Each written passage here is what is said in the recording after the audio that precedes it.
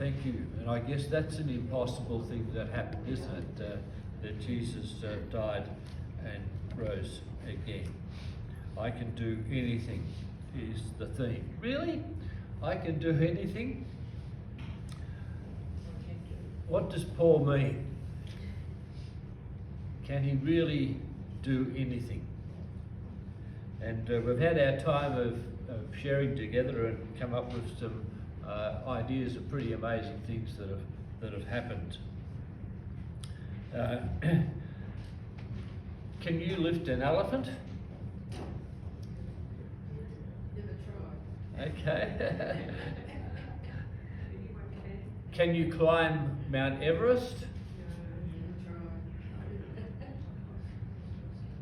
Can you please your husband? Can you please your wife? Okay. Can you share your faith in Jesus? Yes. Okay. Can you earn $1 million?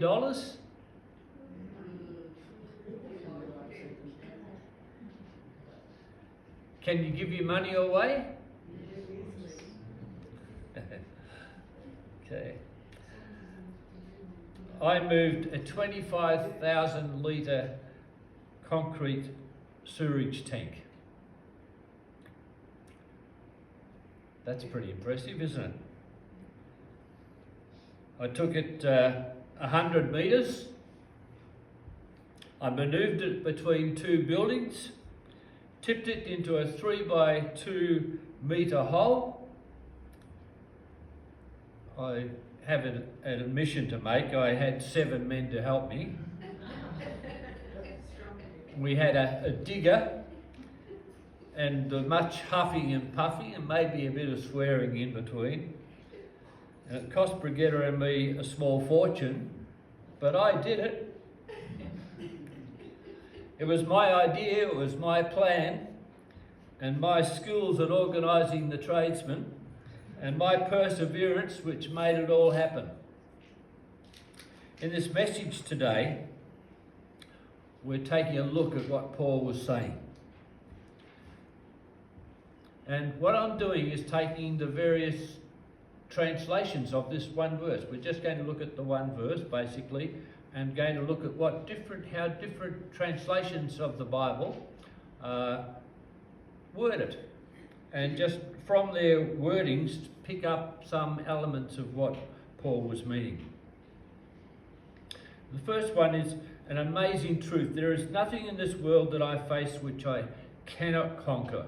Paul says, I can do all things in the one empowering me. And that's from the interlinear Marshall translation, the Greek translation. All things I can do in the one empowering me. Paul, in the previous verses, talks about all the different situations that he was in. I've learned in whatsoever state I am, there to be content, he says.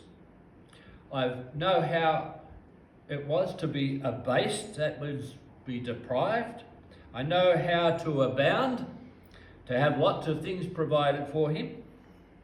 I'm instructed to be full. There are times when I had just everything I could possibly want. I'm instructed to be hungry and where there's no food available. And many times in between, I guess. In 2 Corinthians, Paul says something similar in chapter 11. I've worked hard, I've been in prison, I've been exposed to death, I've been stoned, I've been in small boat on an open sea, I've been sleepless, I've been naked, I've been in floods, I've been flogged severely again and again, I've been shipwrecked. Paul says, in all of those situations, in all of those circumstances, I have the power to accept the good and the bad. Constantly been on the move, he said. Being in danger from rivers. Being endangered from bandits. Being in danger from Jewish leaders who opposed him with the Christian message. In danger from foreigners who disagreed with him totally. In danger in the country, in danger in the city, he says, in danger from false brothers. In 2 Corinthians verse 12, or 10 of chapter 12, he says, I delight in weaknesses, for when I am weak, then I am strong. What does Paul mean? I depend on God. In every situation I find myself, I depend on God. I can do all things in the one empowering me. It doesn't matter what happens to me, I can handle it. I can cope.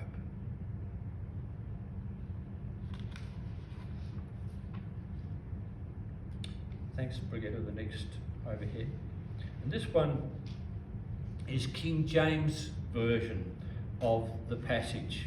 I can do all things through Christ, which strengthens me. It's not me that gives me the power, but Jesus who lives in me, says Paul. When you're in deep water, trust the one who walked on it. I thought that was a lovely saying. It is through Christ, it is through Jesus that I can do everything. It is Jesus who strengthens me, says Paul. In Galatians chapter 2 and verse 20, again he says, I have been crucified with Christ, and I no longer live, but Christ lives in me. The life I now live in the body, I live by faith in the Son of God who loved me and gave his life for me. Peter walking on the water. The disciples, Jesus said, go back across the lake, and I'm going to stay behind and pray. And so they all set off, and as this storm comes and the boat is tossed, water's coming in, they think they're going to drown. And then they see this figure walking across the sea, the lake. And they call out, it's a ghost, and they're totally scared and terrified. Jesus said, no, it's okay, it's me. And it's Jesus walking on the water coming to them in the middle of the storm. And typical Peter, he says, Jesus, you're walking on the water, I want to walk on the water too. And Jesus said, yeah, okay, come on. And he starts walking on the water towards Jesus. He actually does it. You're talking about impossible things. This is certainly an impossible thing. But he starts to look around and then he starts to seek, and Jesus reaches out his hand and Jesus said, Peter, you're a man of little faith. and pulls him up, and they walk on the water together into the boat, and the storm stops. An amazing story. Paul says, it is through Christ, it is through Jesus that I can do anything. I ask him to help me in the situations I find myself. And he reaches out and enables me to do what I believe would be impossible. What I can't do by myself, I can do with Jesus. The next overhead, thanks, Brigitte. If I'm doing what God asked me to do, then I can do it. And that's what this passage from the Living Bible says. I can do everything God asked me to do with the help of Christ who gives me the strength and the power. Paul's saying, or implying in this, I can't do everything, but if God asks me to do it, then I can do it. God would not ask him to do it if he wasn't able to do it. If he wouldn't provide the resources and the facilities for him to be able to do it. Whether it's money, whether it's people, whether it's knowledge. God wouldn't tease you like that. If he's asked you to do something, then you're able to do it. I probably can't go past my mum. Just a young mum with three kids tagging along, being very sick. She was through most of her life, and she gets this driving force within her that says, you need to start up a holiday home for women. And for her lifetime, with no resources at all, without anything, just relying on people helping, Mum and Dad managed to buy Ben Warren and started. And I was there last night, called out for a situation that happened last night.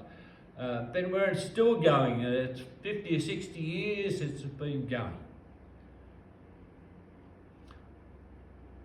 If God has called you, you can do it. Galatians 1:15, again another verse from Paul. But God set me apart from birth so that I might preach him among the Gentiles.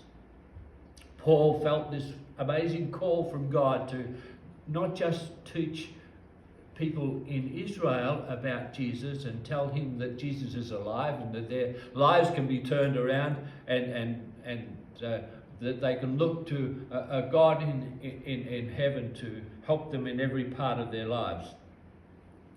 Paul, an Israelite, Paul, a man of studies, a man of great qualifications, is met on a country road.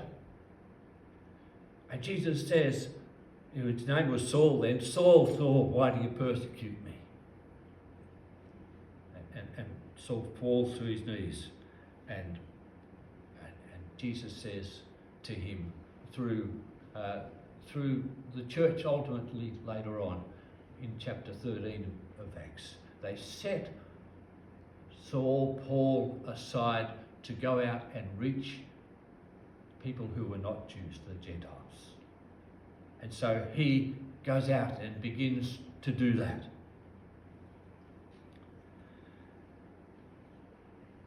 Reminds me of another story in the Bible. I remember Samson, the strong man. And at the end of his life, he's been captured and they're celebrating in there, having a banquet in this huge building. And they get Samson to do some strength tricks for them and put him on parade. We're in control of this strong man. God is defeated. We're king of the world or whatever. And Samson prays to God and he says, God, help me to bring this building down on top of them all. And so he asked to go to where the two pillars were that held the building up. Performs the feat of his life. He put his arms around the pillars and he pulls them together and they collapse and the whole building collapses. To see if God asks us to do something, he can empower us to do what we believe is impossible. Some of those stories Brigitte was talking about, I'm sure those people prayed in that situation and asked for extraordinary strength. Lord, remember me, strengthen me this one more time. Called, responded to by God, and he was able to do the unbelievable. This next passage from the Philippians translation, I'm good to go, I've called it.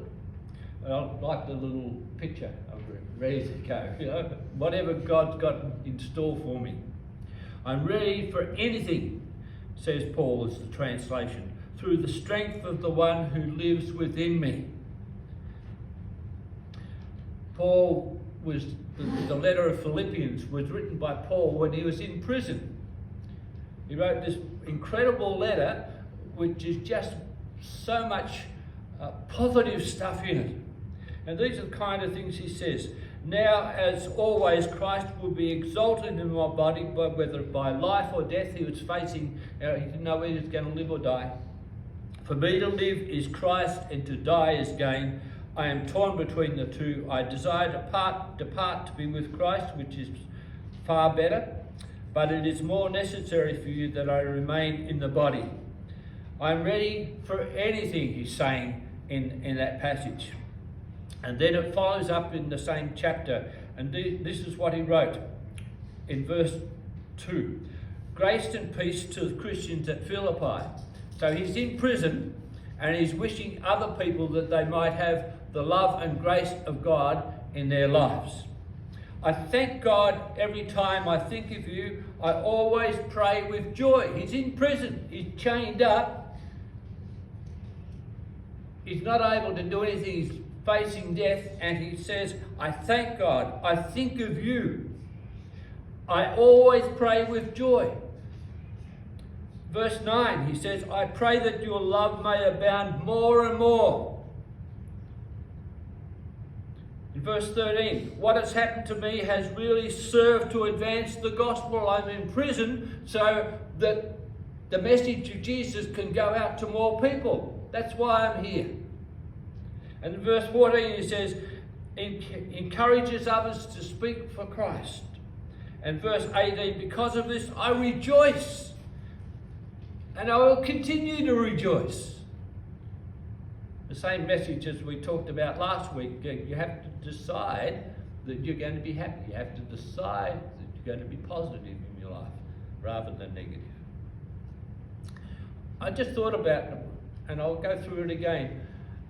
This is what Paul could have said. In prison, chained, starvation diet, not being looked after, whatever. What Paul could have said is, it's a mess, and you guys in Philippi are stuffed. This gospel message isn't happening. He could have said, I'm sorry for you. He could have said, I'm constantly sad. Instead of that, he said, I think of you and I pray with joy for you. He could have said, you should plan to get revenge on your opponents, on those who are oppressing you. He doesn't say that. He says, I pray that your love may abound more and more. He doesn't say, this has destroyed all your work. It's all over. He says, what has happened to me has really served to advance the gospel. He could have said, be careful when you talk about Jesus. You never know who's going to put you into prison. But he said, this encourages others to speak of Christ. I'm in prison because I'm in prison. That encourages you to be bold. He could have said, I'm continually unhappy. I'll probably be executed. But he doesn't say that. He says, because of this I will rejoice. I will continue to rejoice. I'm ready for anything. God has a calling on my life. You know, this prison letter that Paul wrote in prison, the church received it and they treasured it. And they decided to keep it, and they eventually said, this is God's word to us. This is something which we should keep in the church forever. And they shared it. And they shared it with so many people that the world of the day caught fire, and people became Christians all over the place. And there became a time when it was Christians who were in control of the world rather than those who were opposed to Christians.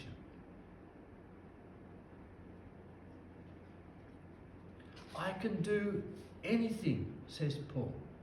I can do anything. I'm ready for anything through the strength of the one who lives within me.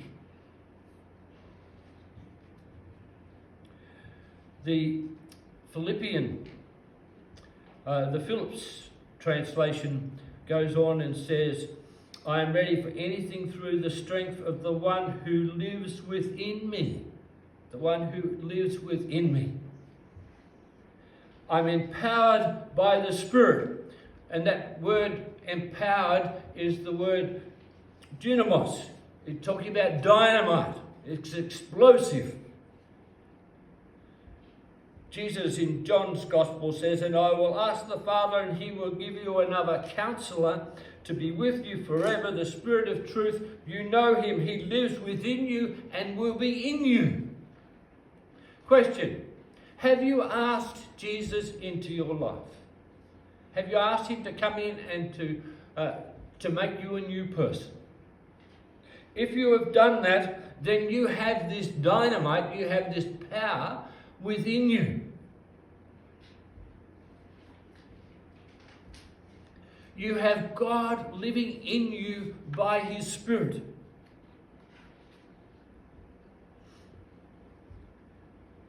Okay, let's go on to the Jerusalem Bible.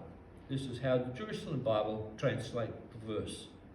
"There is nothing I cannot master with the help of the one who gives me strength." What can you master, achieve?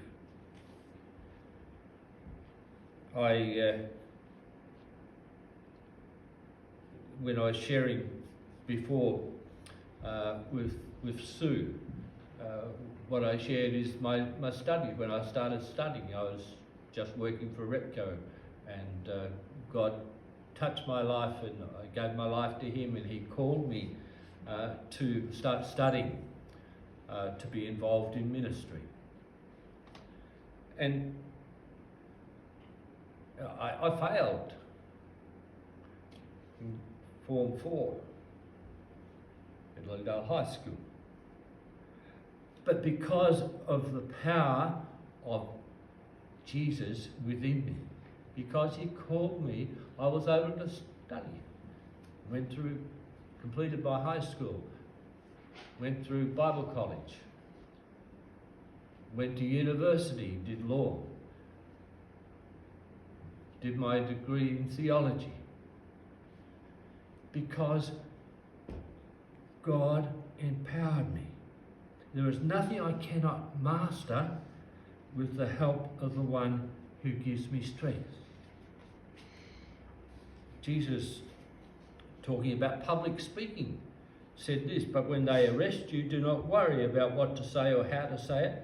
At that time you'll be given what to say, for it is not to be you speaking, but the Spirit of your Father speaking through you."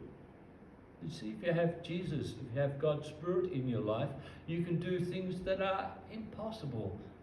You just cannot contemplate the capacity that you have because God is in you. Does that make sense? And finally, in today's English version, this is, "I have the strength to face all conditions by the power that Christ gives me." And they've got the whole range of conditions that we have for weather and so on.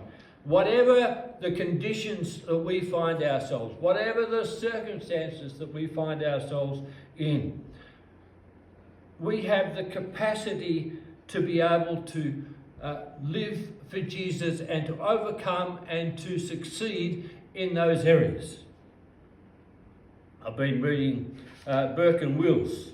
I love Australian history, and the Burke and Wills trip 3,500 from Melbourne all up to the Gulf of Carpentaria and back again. It's an amazing story, one of the most crazy things that was ever done. They took everything, including a dining room table and so on, the stuff piled up from Melbourne all the way up to Carpentaria. They threw out stuff that they didn't need. It was organised by a committee. But they went 3,250 kilometres walking, and all conditions, floods and famine and all sorts of stuff. They walked and there was lots of water in the creek, and on the way back there was no water left in the creek. You know, all that sort of thing. All the conditions that they underwent, and yet they achieved it. They ultimately lost their lives, but they succeeded in doing what they did. They only lost their lives because the people who were meant to have the provisions and be there for them when they got to where they were going left in the morning, and they arrived at night. It was only a few hours difference, and that made the difference whether they lived or died. Paul is saying, whatever the conditions are in your life, you have the capacity to deal with it. And that goes for creating babies and having families and all of the stuff that happens in between. And this afternoon we're going to Estia and the people at the end of their lives. And most of us are getting that way.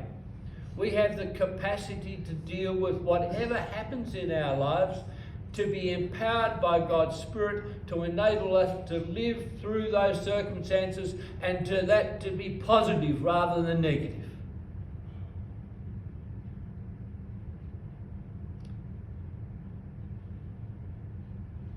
You ask Jesus into your life. Do you trust Him to take you through the mountains and the valleys and the difficulties and the positive things that happen in your lives? Let's pray. I'm just amazed when I think of this wonderful, wonderful story that we have of Jesus coming, going to heaven and sending His Spirit to live in our hearts and in our lives 24/7, every year, every week, every month of our lives, that He's inside of us and giving us the resources and the capacity to live out whatever happens.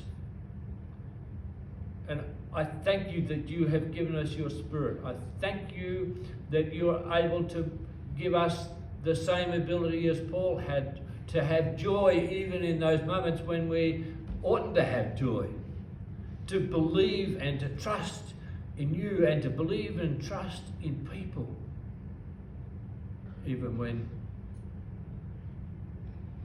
in the natural we wouldn't think that would be the case.